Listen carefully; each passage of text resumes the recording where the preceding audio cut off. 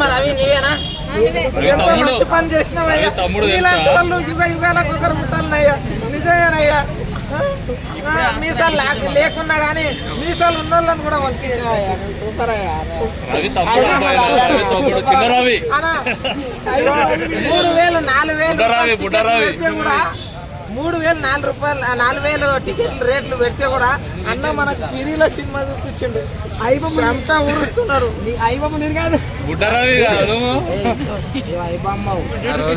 నీ లోపల ఉండాలని నేను ఊహించుకుంటున్నా. అర్థమైందా? నీవు జైల్లో ఉండవు. ఇప్పుడు నీతోటి చూడు నీకు వచ్చింది నేను నేర్చుతున్నా. ఏమంటారా? నిజం చెప్పండి ఫ్రెండ్స్. కామెంట్లు కూడా పెట్టండి. ఒకటి ఏమిటంటే ఐబమ్మ రవి చేసింది మంచిగా చెడా? ఎప్పుడు చెడైతే ఇంతమంది పబ్లిక్ ఎందుకు సపోర్ట్ చేస్తున్నారు అని పెయింటింగ్ స్టార్ గారు ఐబమ్మ రవితో పాటు మీరు కూడా ఉన్నారంటగా, అందుకే ఉగాండా భాష మాట్లాడుతున్నారు.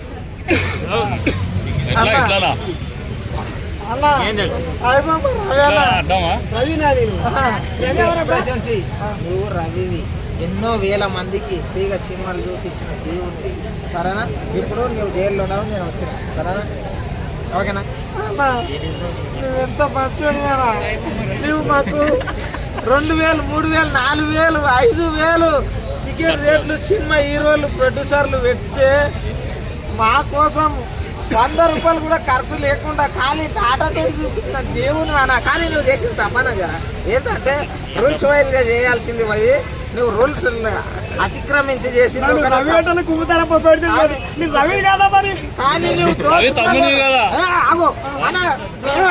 నువ్వు దోచుకోలేదన్నా.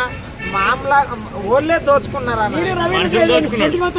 న్యాయం అనేది ఎవరి పక్కన ఉందని ఫీల్ అవుతుండ్రో వాళ్ళే దోచుకున్నారు. నువ్వు దోచుకోలేదా?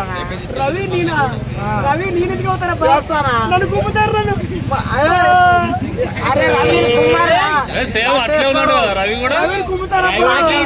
అన్నలాగానే ఉన్నాడు.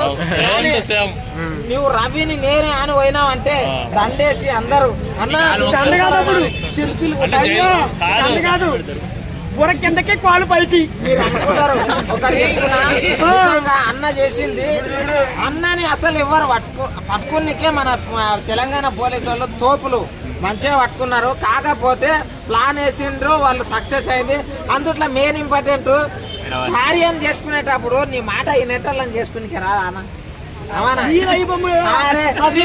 నిన్ను పట్టించిందే నీ పిల్లమనా? కానీ చాలా తప్పనా? కానీ ఇంకోటి సినీ కార్మికులు ఎంతో మంది కష్టపడతారు. వాళ్ళ కష్టాన్ని దోచుకొని మా కోసం పెట్టినావు చూడు. ఒక నిజాం సర్కార్ తోటి తెలంగాణ కోసం పోరాటం చేసిన యోధుల్లాగా అనిపిస్తున్నాడు.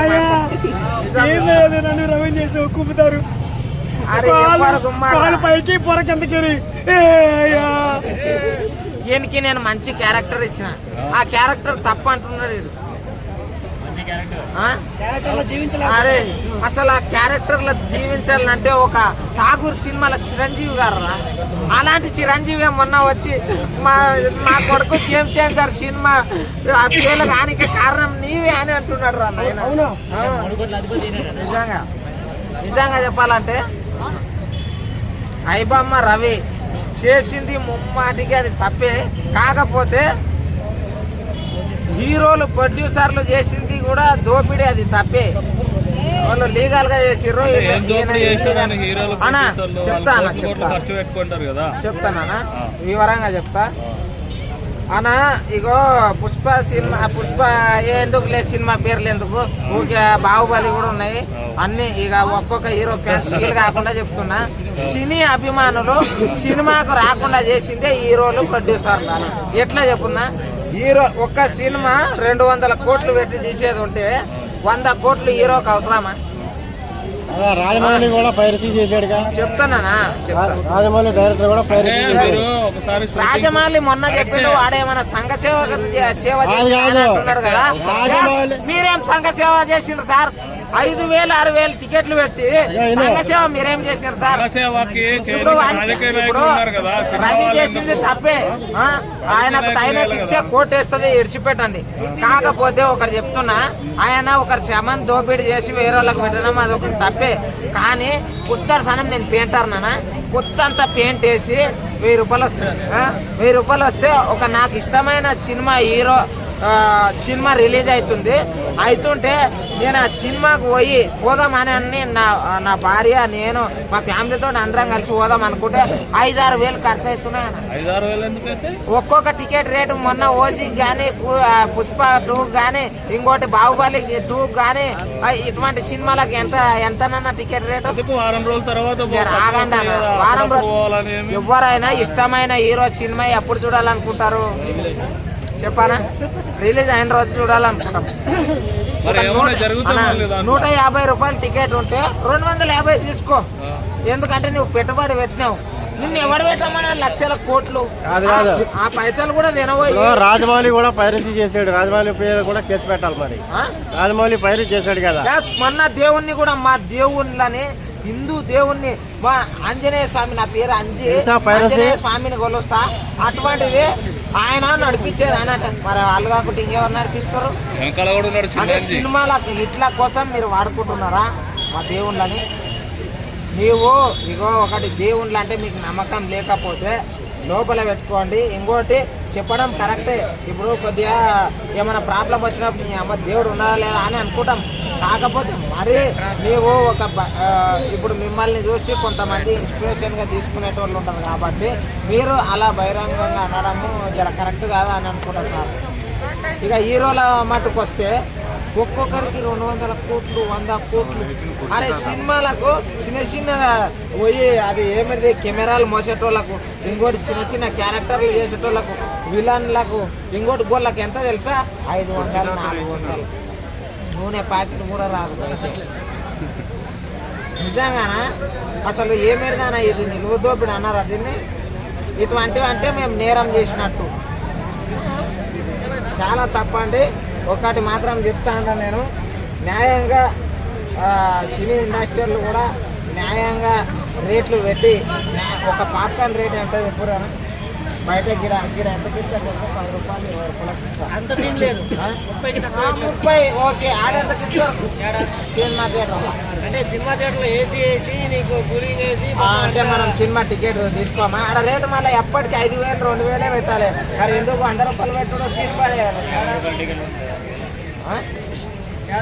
టికెట్ అన్న టికెట్లు ఎక్కడ 2,000 5,000 టికెట్ రేట్లు సినిమా రిలీజ్ ముందర ఎందుకు ఇస్తారా? మన టికెట్ 5 లక్షలు పోయింది కదా. ఒక టికెట్ 5 లక్షలకు కొన్నారా లేదా? వాడిష్టం వాడిష్టం అంటే వాడు కొంటున్నాడు రేట్లు పెంచితే ఎట్లా? కొంటున్నారని కాదు, కూలి పని చేసేటప్పుడు మేము 5 లక్షలు మాకు 2 లక్షలు అప్పు కట్టుకుని 10 రూపాయల టికెట్ ఉంది. రవి అడుగు చెప్తాను. ప్రజలకు అందరికి అభిమానులు, మీ అభిమానులు ఉంటారు కదా, ఎంతో మీకు దండాలు కడతారు.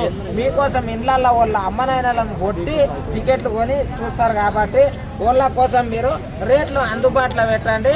అప్పుడు ఎట్లుంటుందంటే చెప్పున్నా, అందుబాటులో పెడితే ఇంకొక రవి గడు తయారు కాకుండా అదే మళ్ళీ రేట్లు అయితే అట్లా ఓకే. నిర్మాతలకి సినిమా హీరోలకి సినిమా హాల్ ఎక్కువగా ఉంటాయి అంటున్నారు, నిజమేనా? ఉన్నాయన్నా, వాళ్ళు అట్లా ఉన్నారు, అట్లా చేసుకున్నారు. హీరోకి సినిమా హాల్ అన్న ఇగో ఇండస్ట్రీ అనేది కొన్ని ఫ్యామిలీలో కానీ ఎంతో మంది చెప్తున్నారు, అది అక్షర సత్యము. కాకపోతే మస్తు ఉన్నాయి కదా, ఇంకా ఏడ పెట్టుకుంటారు సార్ ప్రజలకు ఎంటర్టైన్మెంట్. ఆయనకి ఎలాంటి సపోర్ట్ లేకుండా వచ్చేది, మరి అట్లాంటి టాలెంట్ ఉన్న హీరోలకు కూడా అవకాశాలు వస్తున్నాయి. మొన్న కూడా బండ్ల గణేష్ అనేది ఆయన తెలంగాణ గురించి చెప్తా, తెలంగాణలో ఉన్న వాళ్ళు ఎందుకు పైకి రాలంటే బండ్ల గణేష్ అన్న మొన్న ఒక మాట అన్నాడు. ఏమన్నాడు తెలుసా? విజయ్ దేవరకొండ మంచిగా ఇప్పుడు ఎదుగుతున్న హీరో, అలాంటి ఆ వ్యక్తి ఎట్లా ఉన్నా కానీ లోపల ఎట్లుంటాడో బయట అట్లే ఉంటాడు. అందరి చోట వచ్చి సార్ ఎస్పా అనాలంట. తెలంగాణలో ఎప్పుడే కానీ ఎస్పా అన్నారు. ఒకటి ఏంటంటే ఏడైనా సరే డేర్నేషన్ ఉంటుంది, ఎవరైనా ఉంటే వాళ్ళకి తిండి పెడతారు, లేదంటే లేదు పోరాబాయ్ అంటారు. అది వాళ్ళ ఎప్పటికెళ్ళో ఉండదు, అందరితో ఇట్లా అనుకుంటూ ఉండాలన్నట. ఇంకోటి, నువ్వు ఎవరికైనా అభిమాని ఉండానా బండ్ల గణేష్ అన్న, ఆయన ఆయనకు నచ్చినట్టు ఉంటాడు. నీవేమో ₹1 తెచ్చి ఆయన అంటే ఇప్పుడు ఒక చిన్న ఎగ్జాంపుల్, ఇప్పుడు మనకు కుర్చీ తాతనే ఉన్నాడు. కుర్చీ తాత టాలెంట్ చూసి మహేష్ బాబు గారి సినిమాలనే ఒక ఆయన వాడినటువంటి డైలాగ్ని అవకాశం ఇచ్చారు. మరి ఎందుకు వేరే వాళ్ళకి అవకాశం ఇవ్వలేదని మీరు ఎట్లా అంటారు? ఓహో, అవకాశాలు ఇవ్వలేదు అని అనకొచ్చిందనా. కొంతమంది ఎదుగుతుంటే తొక్కడం ఇది తప్ప అంటున్నా. ఇప్పుడు విజయ దేవరకొండ ఎదుగుదల చూసి కడుపులో మండుతున్నది, ఇట్లా ఇట్లా మండుతున్నది మంట. టాలెంట్ అది తగ్గించుకోవాలి.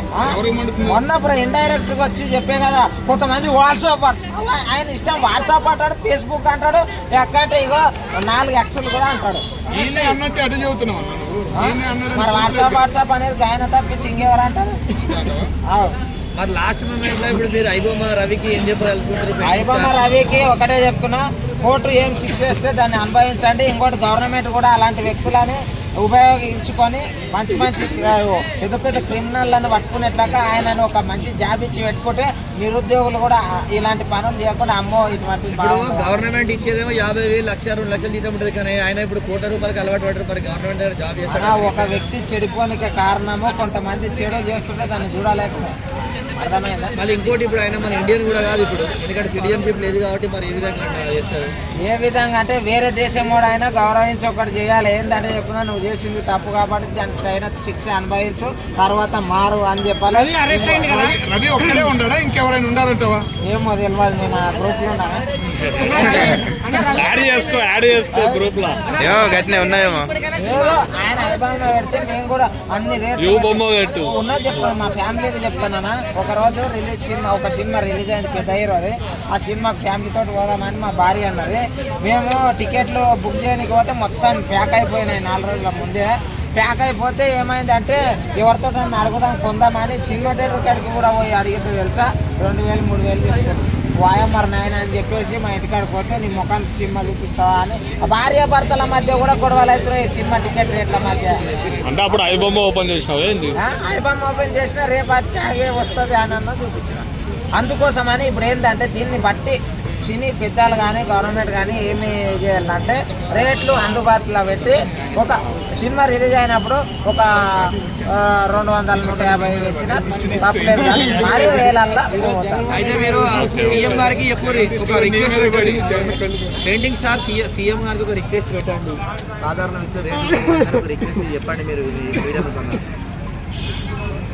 సార్ దయచేసి పెయింటింగ్ స్టార్ అంటే సార్ ఒక్కటైతే చెప్పుకుంటున్నాం, గట్టిగా సినిమాలు రిలీజ్ అయినప్పుడు వాళ్ళకు ఇప్పుడు ₹100 ఉన్న టికెట్ మళ్ళీ 200 చేసినా తప్పలేదు, కానీ మరీ వేలల్లో అమ్మొద్దు అని చెప్పండి సార్. ప్లీజ్ దండం చేస్తాం. ఇగో మీ కాలు కూడా మొత్తం మహబూబ్నగర్ బిడ్డగా చెప్పను.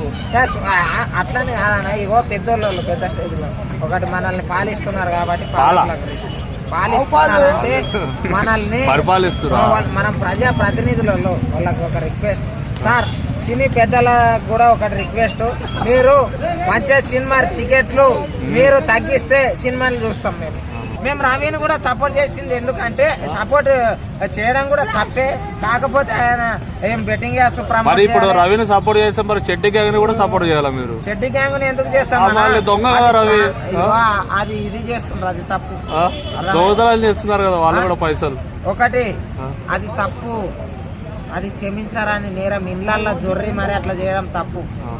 వాడు ఇళ్ళల్లో జొర్రలే, ఎట్లా జొర్రిండు అందరికి ముందర పెట్టిండు, నవ్వట్ల పని కాదు. ఆయన కూడా చిన్న సినిమాల ప్రొడ్యూసర్లు లాస్ అయినారు, అందరు ఫోన్లు అందరు కథలు. ఇంకోటి ఆయన చేసిన పెద్ద తప్పేంది చెప్పున్నారా, పోలీసులకు వార్నింగ్ ఇవ్వడం తప్పు. సినీ హీరోలకు ఇచ్చుకోక కానీ ప్రొడ్యూసర్లకు వార్నింగ్ ఇచ్చుకోక కానీ వీళ్ళకు పోలీసులకు డైరెక్ట్గా అట్లా వార్నింగ్ ఇవ్వడం మాత్రం కరెక్ట్ కాదు. ఎందుకంటే దాన్ని గర్వం అంటారు, ఆ గర్వం ఉండరాదు ఎవరికైనా, ఆ గర్వమే ముంచేస్తుంది. అంటే ఇప్పుడు 20 కోట్లు సంపాదించింది కదా, మళ్ళీ 20 కోట్లకి ట్యాక్సీ ఎట్లా చెల్లించుంటాడని చెల్లించిందా లేదా? గవర్నమెంట్ తీసుకుంటది, ఇంకేముంది. అంటే ట్యాక్సీ లేకుండా డబ్బు సంపాదించిందా? ట్యాక్సీ కట్టకుండా కాబట్టి తీసుకుంటది. ప్రాణే ఒప్పుకుంటానా, కానీ అందుట్లో ప్రతి ఒక్కరు ఎందుకన్నా తెలంగాణ మొత్తం సపోర్ట్. తెలంగాణ ఒక 2 తెలుగు రాష్ట్రాల ప్రజలు మొత్తం ఫ్రీగా సినిమా వస్తుంది కదా, అందుకు సపోర్ట్ చేస్తారు. ఫ్రీగా సినిమా ఎందుకన్నా వాళ్ళ డేటాలు పోతున్నాయి. అదే డేటాలో ఒక డేటాలో 30-40 మంది సినిమాలు చూడవచ్చు మళ్ళా. మరి అట్లా ఇప్పుడు ఐబొమ్మ రవిని అరెస్ట్ చేశారు కదా, సినిమా రేట్లు తగ్గుతాయా తగ్గవా, తగ్గిస్తారా తగ్గించారా? బరాబర్ తగ్గిస్తారు. తగ్గించకపోతే ఏంటి ఇప్పుడు పరిస్థితి? పరిస్థితి ఏమున్నది? ఒక్కరైనా సినిమాలకు పోతుండ్రానా? పోవట్లేదు. ఎందుకు పోవట్లేదు? రేట్లు ఎక్కించడానికి. ఓకే, రేట్లు ఎక్కించారు కాబట్టి మన రేట్లు తక్కువ ఉన్నప్పుడే ఒక మగధీర, ఒక పోకిరి, ఒక సింహాద్రి ఇవన్నీ లాభాలు చూపించలేదా? సినిమా ఒక్క మూవీల కంటెంట్ కానీ స్టోరీ కానీ గట్టి ఉంటే ఎవ్వడు ఎన్ని చేసినా ఆపలేరు, ఎవ్వరు ఆపలేరు అటువంటి మూవీలను. కంటెంట్ అనేది కరెక్ట్ ఉండాలి. మంచి చెడు అనేది చెడు మీద మంచి పోరాడేట్లా ఉండాలి. ఈ రోజుల్లో ఏమున్నది అంటే చెడునే మంచి సపోర్ట్ చేసేటట్టు అంటే ఇప్పుడు ఒక వ్యక్తి మంచి జరగాలంటే చెడునే సపోర్ట్ చేయాలనేటట్టు అయిపోయింది. అది కాకుండా ఉండాలంటే సినీ పెద్దలు అందరు కలిసి కూర్చొని, మొన్న కూడా పెద్దలు కూడా ఎవరెవరు వచ్చింది, మంచి మోహన్ బాబు కొడుకు మా అసోసియేషన్కి లీడర్ ఆయన, అటువంటి వ్యక్తిని పిలిచిండ్రా. చిరంజీవి సారు, నా రాజమౌళి సారు, ఇక మన ఈయన నాగార్జున, ఇక దిల్ రాజు, వీళ్ళే పరిగెత్తుకుంటూ వస్తే మరి వాళ్ళు మంచు మోహన్ బాబు, బాలయ్య బాబు వాళ్ళకి చెప్పిండ్రా అసలు మొన్న. అందుకే అసెంబ్లీలో ఆయన మన దిల్ రాజు ఏమంటుండంటే, పెద్దలు అన్నాక దిల్ రాజు ఏమంటుండంటే ఒకటి కామెంట్ ఏమని, రేట్లు పెరుగుతున్న కొద్దీ సినిమా రేట్లు కూడా పెరిగినాయి తప్ప మేము ఏదో స్పెషల్ గా పెంచలేదు, ఇలా ప్రత్యేక రేట్లు పెట్టినాయి కాబట్టి దాంతో పాటు సినిమా రేట్లు మా కూలి మేరగాకి వచ్చినాయి. మాకు రోజంతా పెయింట్ వేస్తే 900, 1000 రూపాయలు ఇస్తున్నారు. కాంట్రాక్టర్ కావాలా మళ్ళీ ఎప్పుడు పెయింటింగ్ అని ఉంటే ఎట్లా? కాంట్రాక్టర్ కావాలా మళ్ళీ తీసుకోవాలా? తెలుసా మళ్ళీ బయట అవి కొంటా ఉంటే ఏం మిగిలట్లే మా కూలి కూడా సరిగా. అటువంటి పైసలతో మళ్ళీ సినిమా కన్నా పోయిచారా ఏసీలో రంగు కూకున్నామంటే ఆ టికెట్ రేట్లు ఆకాశం. అప్పుడు జూనియర్ ఆర్టిస్ట్ కి 150 ఇస్తుండే, ఇప్పుడు 500 ఇస్తున్నాము. Cinema artist 500 ఇస్తుర్రు, 500 ఇస్తుర్రు. జూనియర్ ఆర్టిస్టులు అది నేను కూడా పోయినా కాబట్టి చెప్తున్నా. జూనియర్ ఆర్టిస్ట్ అన్న పొద్దుగాల 6 గంటల నుంచి వెళ్ళి రాత్రి 9 వరకు పెట్టుకొని 500 ఇస్తారు. ఆగమ్మని బాపు 500 ఇస్తారు. 500 మీరే ఎన్నోరేనా? ఆటో ఛార్జీకి 100 రూపాయలు పోతాయి. బరాబర్ చెప్తున్నా. ఈ రోజులలో ఆటో ఛార్జీకి కానీ బస్ ఛార్జీకి కానీ వేరే ఏరియాలలో షూటింగ్లు ఉంటే 2-3 వంకలు దిగితే 100 రూపాయలు బొక్క. ఆ 100 రూపాయల ఇంటికి వస్తే పిల్లలకు ఒక పండ్లు ఏవో ఒకటి తీసుకొని రావాలి. అందుట్లా ఇంకా ఆయన అలసిపోయేటాడు. ఒక 9 days కూడా పైసలు 200 పెడుతున్న పరిస్థితి ఏంది? వాళ్ళ పిల్లలు కూడా తింటున్నారు ఇంట్లో కాడ. తెలిసేమంటున్నారు తెలుసా? అసలు ఏమి సినిమాలలో చేస్తావు? ఓకే ఏమన్నా కూలి పని చేయి, దినం 1000 రూపాయలు అన్న 500 దృష్టిలో పెట్టుకొని దిల్ రాజు ఏమన్నాడు, ఇట్లా మీరు పైరసీలు చేసే గిట్ట మాకు వచ్చే ఇన్కమ్ లోకి వెళ్ళి ఇప్పుడు మాకు ఇన్కమ్ తగ్గిపోతుంది, మేము మీకేం కూడా ఎక్కువ డబ్బులు ఇవ్వాలా? ఆయన ఇన్కమ్ ఏం తగ్గి ఆయన రోడ్డు మీదకి వచ్చానా? లేదు, ఒక తెల్లార సినిమా పైరసీ రాగండి. ఆయన సినిమా బరాబర్ ఈ సినిమాకి ఇన్ని కోట్లు ఖర్చు అయినాయి అని అగ్రిమెంట్ చూపించమని బయట. అట్లా గవర్నమెంట్ కి ఇప్పిస్తారు, మీకేం చూపిస్తామన్నట్టు. మీకేందుకంటే మేము కూడా అర్థం చేసుకోవాలి. మేము పెట్టుబడి వాళ్ళ బతకాలంటే మేమే కదా పెట్టేది, మాకు చూపించాలి అంతే. ఆ గవర్నమెంట్ ఓట్లేసి నిలబెట్టింది మేము. మొత్తం మీద అయితే ఐబొమ్మ రవి మీ దేవుడు అంటావు. ఇక దేవుడే కానీ జర ప్రార్థన చేసిండు అంతే.